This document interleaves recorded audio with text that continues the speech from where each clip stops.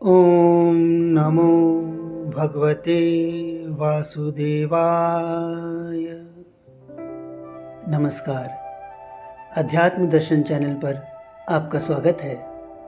जैसा कि आप जानते हैं कि द्वादश ज्योतिर्लिंगों की कथा एवं इतिहास श्रृंखला के अंतर्गत हम आपको भगवान शिव के 12 ज्योतिर्लिंगों के बारे में जानकारी दे रहे हैं। इसी क्रम में आज हम शिवजी के तीसरे ज्योतिर्लिंग महाकालेश्वर के बारे में चर्चा करेंगे।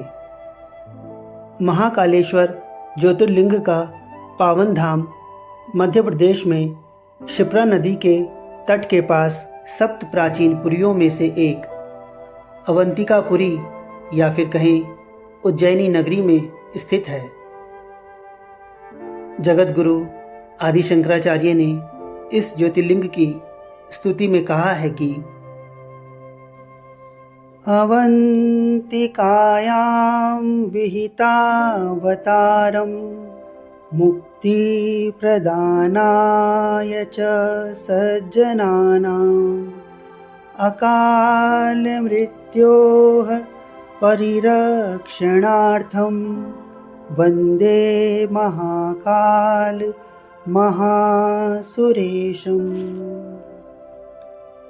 अर्थात संत जनों को मोक्ष देने के लिए जिन्होंने अवंतीपुरी में अवतार धारण किया है, उन महाकाल नाम से विख्यात महादेव जी को मैं अकाल मृत्यु से बचने के लिए प्रणाम करता हूँ।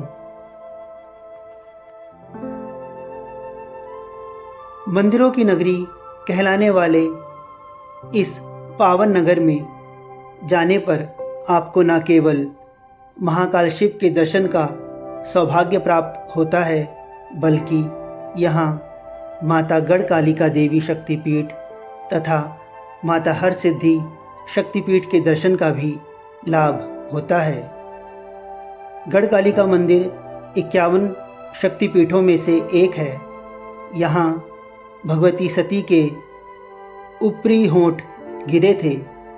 यहाँ की शक्ति अवंती और भैरव लंबकरण है।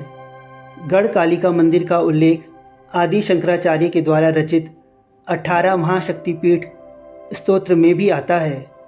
वहीं मान्यता है कि हरसिद्धि मंदिर जहाँ स्थित है, वहाँ माता सती के हाथ की कोहनी गिरी थी।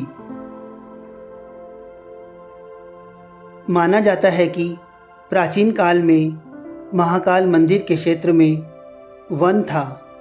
इस वन को महाकाल वन कहा जाता था। स्कंद पुराण के अवंती खंड तथा शिव पुराण में भी इस महाकाल वन का जिक्र है।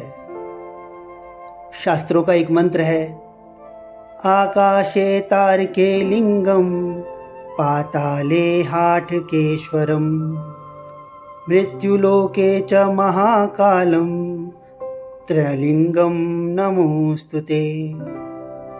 अर्थात सृष्टि में 3 लोक हैं, आकाश, पाताल और मृत्युलोक।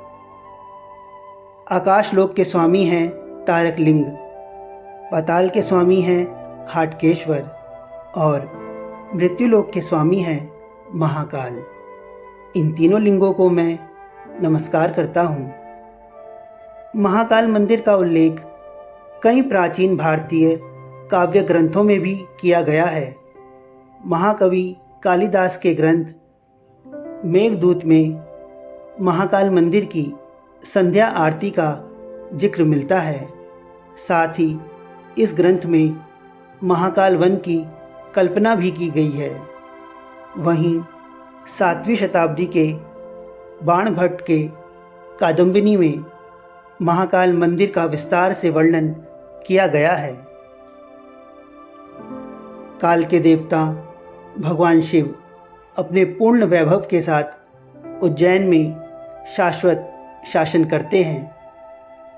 उज्जैन में महाकालेश्वर शिव कब, क्यों और कैसे प्रतिष्ठित हुए, कैसे ब्राह्मण बंधुओं राजा चंद्रसेन और एक बालक की वजह से भगवान शिव महाकाल के रूप में उज्जैन में विराजित होने को राजी हुए तथा राम भक्त हनुमान ने प्रकट होकर क्या घोषणा की थी, आइए यह सब विस्तार से जानते हैं। समस्त प्राणियों को मोक्ष देने वाली अवंतिका नगरी भगवान शिव को अत्यंत प्रिय है। इस पावनपुरी में एक वेदप्रिय नाम के ब्राह्मण भक्त रहते थे जो हमेशा शुभ कर्मों में अनुरक्त रहते थे। वेदों के अध्ययन तथा वैदिक अनुष्ठानों में सदा तत्पर रहने वाले वेदप्रिय प्रतिदिन घर में अग्नि की स्थापना कर अग्निहोत्र आदि नित्य कर्म करते थे और भगवान शिव की पूजा में संलग्न रहते थे। वेदप्रिय प्रतिदिन पार्थिव शिवलिंग बनाकर उसकी पूजा करते थे। अपने इन्हीं कर्मों और भक्तिभाव के कारण वह उस सद्गति को प्राप्त हुए जो संतों को ही सुलभ होती है। वेदप्रिय ब्राह्मण के 4 पुत्र थे जो माता पिता का ही अनुसरण करते थे। उनके नाम थे देवप्रिय, प्रियमेधा, सुकृत और सुव्रत। इन चारों पुत्रों के गुण दिनों दिन बढ़ते गए और इनके तेज से पवित्र उज्जैन नगरी और भी तेजस्वी हो गई। उसी समय रत्नमाल पर्वत पर रहने वाला दूषण नामक एक धर्मद्वेषी असुर ब्रह्मा जी से वरदान पाकर धर्मात्माओं को त्रस्त करने लगा। उसने सेना लेकर अवंतिकापुरी के ब्राह्मणों पर भी चढ़ाई कर दी। उसकी आज्ञा से 4 भयानक असुर अग्नि के समान प्रकट हुए और चारों दिशाओं में फैल गए, परंतु शिव पर अटूट विश्वास रखने वाले वह चारों ब्राह्मण बंधु उनसे भयभीत नहीं हुए। जब नगर के ब्राह्मण बहुत घबरा गए तब उन्होंने आश्वासन देते हुए कहा कि आप लोग भक्तवत्सल भगवान शिव पर भरोसा रखें। ऐसा कहकर शिवलिंग का पूजन करके वे भगवान शिव के ध्यान में मग्न हो गए। इतने में ही सेना सहित दूषण ने आकर उन ब्राह्मणों को देखा और उन्हें मारने के लिए अपनी सेना को आदेश दिया। वेदप्रिय ब्राह्मण के वह पुत्र उस समय शिव शंभू के ध्यान में लीन थे। उन ब्राह्मणों ने उस असुर की कही हुई बातें नहीं सुनी। क्रोध में भरे उस दुष्टात्मा दैत्य ने जैसे ही उन ब्राह्मणों को मारने की इच्छा करी, वैसे ही उनके द्वारा पूजित शिवलिंग के स्थान पर बड़ी भारी गर्जना के साथ भगवान शिव प्रकट हो गए। उन्होंने उस असुर से कहा, अरे दुष्ट, मैं तुझ जैसे के लिए महाकाल रूप में प्रकट हुआ हूँ। ऐसा कहकर महाकाल शिव ने सेना सहित दूषण को अपनी हुंकार मात्र से तत्काल भस्म कर दिया। कुछ सेना उनके द्वारा मारी गई और कुछ भाग खड़ी हुई। भगवान शिव ने दूषण का वध कर डाला। जैसे सूर्य से संपूर्ण संसार का अंधकार नष्ट हो जाता है, वैसे ही भगवान शिव को देख राक्षस सेना अदृश्य हो गई। देवताओं की दुंदुभियाँ बज उठी और आकाश से फूलों की वर्षा होने लगी। उन ब्राह्मणों को आश्वासन दे प्रसन्न हुए भगवान महाकाल शिव ने उनसे कहा, तुम लोग वर मांगो।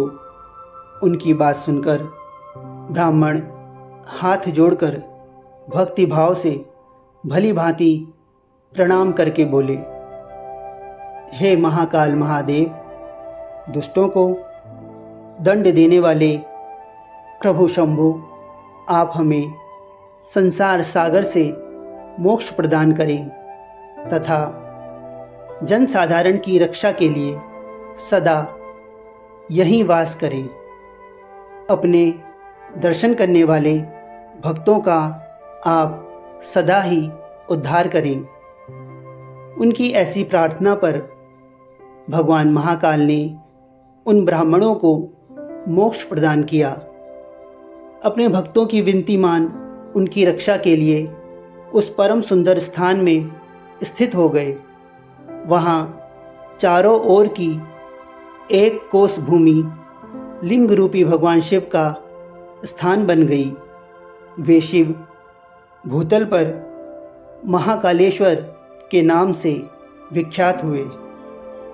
भक्तों, महाकाल की कृपा से अकाल मृत्यु भय से मुक्ति मिलती है। उनका दर्शन करने से समस्त मनोरथ सिद्ध होते हैं, कष्ट और अरिष्ट दूर होते हैं तथा देह त्याग के बाद जीवात्मा को उत्तम गति की प्राप्ति होती है। एक अन्य प्रसंग के अनुसार उज्जैनी में राजा चंद्रसेन का शासन था। वह भगवान शिव के परम भक्त थे। शिवगणों में मुख्य मणिभद्र नामक गण उनका परम मित्र था। एक बार मणिभद्र ने राजा चंद्रसेन को एक अत्यंत तेजोमय चिंतामणि प्रदान की। जब चंद्रसेन ने इसे गले में धारण किया तो न केवल उनका प्रभामंडल जगमगा उठा, बल्कि दूरस्थ देशों में भी उनकी यश कीर्ति बढ़ने लगी। उस मणि को प्राप्त करने के लिए दूसरे राजाओं ने प्रयास आरंभ कर दिए। कुछ ने प्रत्यक्षतः मांग की तो कुछ ने विनती की। वह राजा की अत्यंत प्रिय वस्तु थी, अतः राजा ने वह मणि किसी को नहीं दी। अंततः उन पर मणि आकांक्षी राजाओं ने आक्रमण कर दिया। शिव भक्त चंद्रसेन भगवान महाकाल की शरण में जाकर ध्यानमग्न हो गए। जब चंद्रसेन समाधिस्थ थे तब वहाँ कोई विधवा गोपी अपने छोटे से बालक के साथ दर्शन हेतु आई। बालक की उम्र मात्र 5 वर्ष थी। राजा चंद्रसेन को ध्यानमग्न देखकर बालक भी शिव पूजा हेतु प्रेरित हुआ। वह कहीं से एक पाषाण ले आया और अपने घर के एकांत स्थल में बैठकर भक्तिभाव से शिवलिंग की पूजा करने लगा। कुछ देर पश्चात उसकी माता ने भोजन के लिए उसे बुलाया, किंतु वह नहीं आया। उसकी माता ने पुनः आवाज़ दी, पर वह पुनः नहीं आया। जब वह स्वयं उसे बुलाने आई तो उसने देखा बालक ध्यानमग्न बैठा है और उसकी आवाज़ सुन नहीं रहा है। तब क्रुद्ध हो उसने बालक को पीटना शुरू कर दिया और समस्त पूजन सामग्री उठाकर फेंक दी। ध्यान से मुक्त होकर बालक चेतना में आया तो उसे अपनी पूजा को नष्ट देखकर बहुत दुख हुआ। उसकी व्यथा इतनी गहरी थी कि भगवान शिव अपनी कृपा को रोक ना सके और वहाँ एक सुंदर मंदिर निर्मित हो गया। मंदिर के मध्य में दिव्य शिवलिंग विराजमान था एवं बालक द्वारा सज्जित पूजा यथावत थी। जब उसकी माता की तंद्रा भंग हुई तो वह भी आश्चर्यचकित हो गई। राजा चंद्रसेन को जब शिवजी की अनन्य कृपा से घटित इस घटना की जानकारी मिली तो वह भी उस शिव भक्त बालक से मिलने पहुँचे। अन्य राजा जो मणि हेतु युद्ध पर उतारू थे, जब उन्हें भी इसके बारे में पता चला तो वे भी वहां पहुंचे। सभी ने राजा चंद्रसेन से अपने अपराध की क्षमा मांगी और सब मिलकर भगवान महाकाल का पूजन अर्चन करने लगे। तभी वहां राम भक्त श्री हनुमान जी अवतरित हुए और उन्होंने गोप बालक को अपनी गोद में बैठाकर सभी राजाओं और उपस्थित जन समुदाय को संबोधित किया। ऋते शिवम नान्यतमा गतिरस्ति शरीरिणाम एवं गोपसुतो दिष्ट्या शिव पूजां विलोक्य च अमंत्रेणापि संपूज्य शिवम शिवम वाप्तवान् एष भक्तवरः शंभोर गोपानां कीर्तिवर्धनः इह भुक्त्वाखिलान् भोगानन्ते मोक्षं वापस्यति अस्य वंशे अष्टम भावी नंदो नाम महायशः प्रापस्यते तस्य पुत्रत्वं कृष्णो नारायणः स्वयं। अर्थात शिव के अतिरिक्त प्राणियों की कोई गति नहीं है। इस गोप बालक ने अन्यत्र शिव पूजा को मात्र देखकर ही बिना किसी मंत्र अथवा विधि विधान के शिव आराधना कर शिवत्व सर्वविध मंगल को प्राप्त किया है। यह शिव का परम श्रेष्ठ भक्त समस्त गोपजनों की कीर्ति बढ़ाने वाला है। इस लोक में यह अखिल अनंत सुखों को प्राप्त करेगा व मृत्योपरांत मोक्ष को प्राप्त होगा। इसी के वंश का 8वां पुरुष महायशस्वी नंद होगा, जिसके पुत्र के रूप में स्वयं नारायण कृष्ण नाम से प्रतिष्ठित होंगे। कहा जाता है भगवान महाकाल तब ही से उज्जैनी में स्वयं राजा और प्रजापालक के रूप में विराजमान हैं। आइए अब जानते हैं महाकालेश्वर मंदिर के इतिहास, वास्तुकला एवं कुछ अन्य तथ्यों के बारे में। महाकालेश्वर का मंदिर और इसका शिखर अपनी भव्यता के साथ आदिकालीन विस्मय और श्रद्धा को उजागर करता है। महाकालेश्वर ज्योतिर्लिंग दक्षिणमुखी है। यह एक अनूठी विशेषता है जिसे तांत्रिक परंपरा द्वारा 12 ज्योतिर्लिंगों में से केवल महाकालेश्वर में पाया जाता है। महाकाल मंदिर के ऊपर गर्भगृह में ओंकारेश्वर शिव की मूर्ति प्रतिष्ठित है। गर्भगृह के पश्चिम, उत्तर और पूर्व में गणेश, पार्वती और कार्तिकेय के चित्र स्थापित हैं। दक्षिण में नंदी की प्रतिमा है। तीसरी मंजिल पर नागचंद्रेश्वर की मूर्ति है, जिसका दर्शन केवल नागपंचमी के दिन ही सुलभ होता है।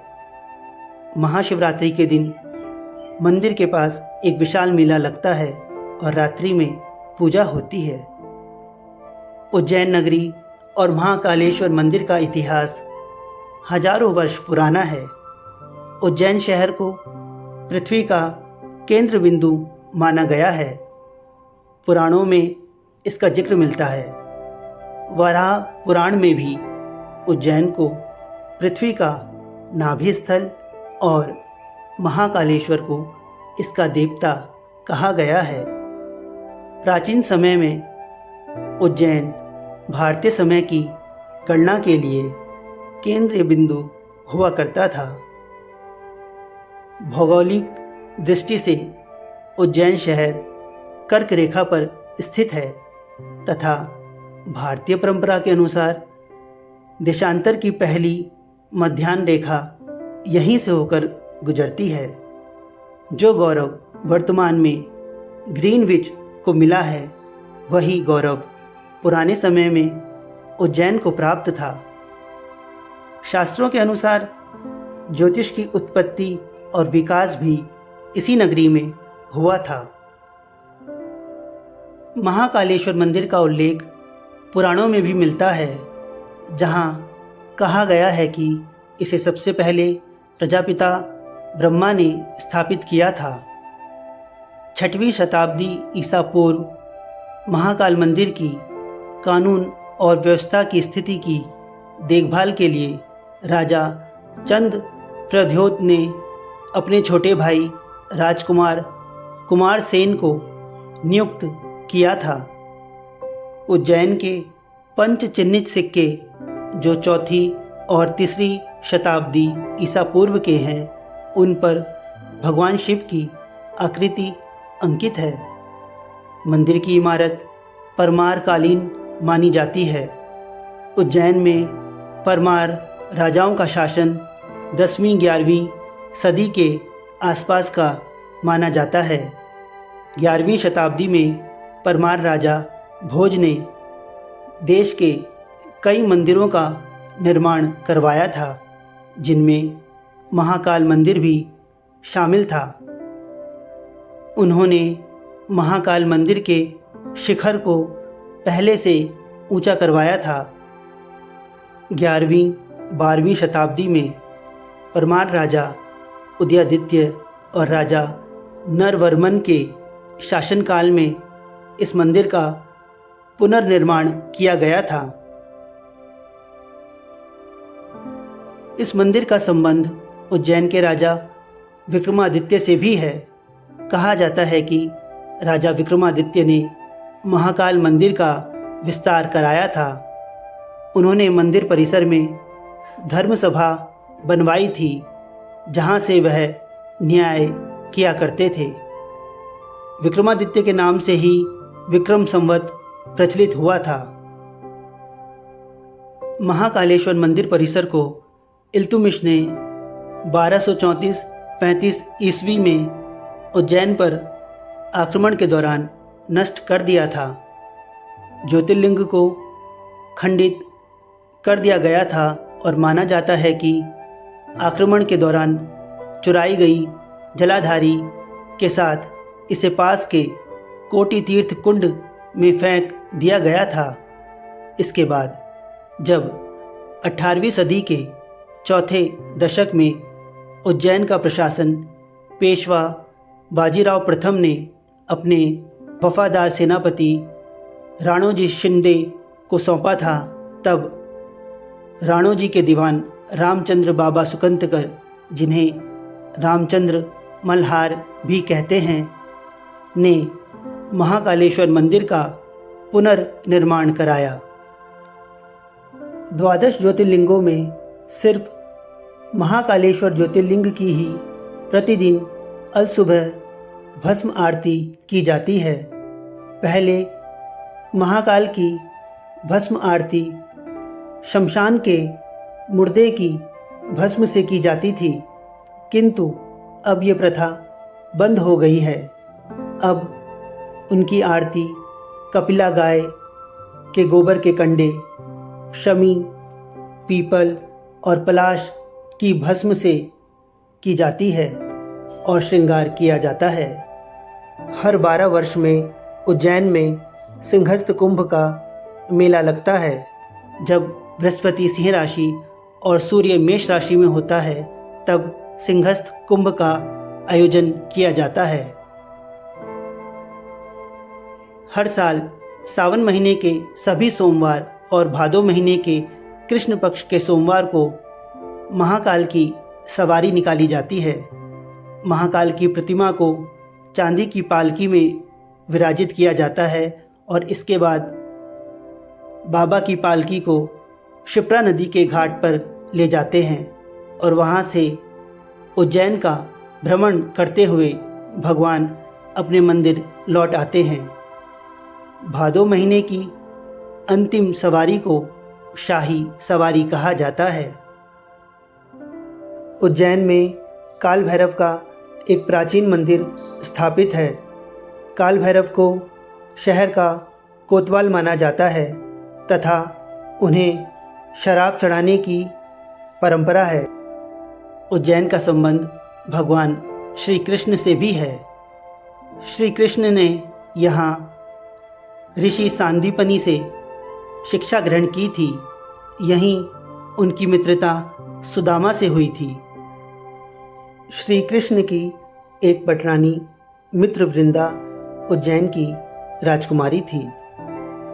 उज्जैन में अन्य दर्शनीय स्थलों में राजा भर्तृहरि की गुफा और आमेर के शासक महाराजा सवाई जय सिंह द्वितीय के द्वारा बनाई गई वेधशाला है। भर्तृहरि की गुफा में राजा भर्तृहरि ने 12 वर्षों तक तपस्या की थी। कहा जाता है कि अपनी तीसरी पत्नी पिंगला के धोखे से आहत होकर उनके मन में वैराग्य जागा और वे अपना संपूर्ण राज्य विक्रमादित्य को सौंपकर उज्जैन की इस गुफा में तपस्या करने आ गए। महाराजा सवाई जय सिंह द्वितीय ने सन 1725 में उज्जैन में जंतर मंतर बनवाया था। जंतर मंतर एक वेधशाला है जिसमें खगोलीय यंत्र होते हैं और जिनका उपयोग दिन के समय को नापने, सूर्य और अन्य ग्रहों की अधोगति और अन्य खगोलीय अध्ययनों के लिए किया जाता है। उज्जैन के अलावा जयसिंह द्वितीय ने जयपुर, दिल्ली, वाराणसी और मथुरा यानी चारों शहरों में ऐसे जंतर मंतर बनवाए थे क्योंकि वह ग्रहों की सही गणना में विश्वास रखते थे। इनमें से मथुरा के जंतर मंतर को छोड़कर शेष सभी आज भी काम कर रहे हैं। मथुरा का जंतर मंतर बहुत पहले समाप्त हो गया था। उज्जैन शहर आप सड़क, रेल अथवा वायु मार्ग के द्वारा पहुंच सकते हैं। यहाँ का निकटतम रेलवे स्टेशन उज्जैन जंक्शन है तथा निकटतम हवाई अड्डा देवी अहिल्याबाई होलकर हवाई अड्डा इंदौर है। उज्जैन शहर के लिए देश के सभी प्रमुख शहरों से नियमित बस सेवाएं उपलब्ध हैं। मित्रों, यह थी महाकालेश्वर ज्योतिर्लिंग एवं उज्जैन शहर के बारे में विस्तृत जानकारी। आप सभी से विनम्र निवेदन है कि कृपया हमारे चैनल अध्यात्म दर्शन को लाइक, शेयर और सब्सक्राइब जरूर करें। धन्यवाद। ओम नमः शिवाय।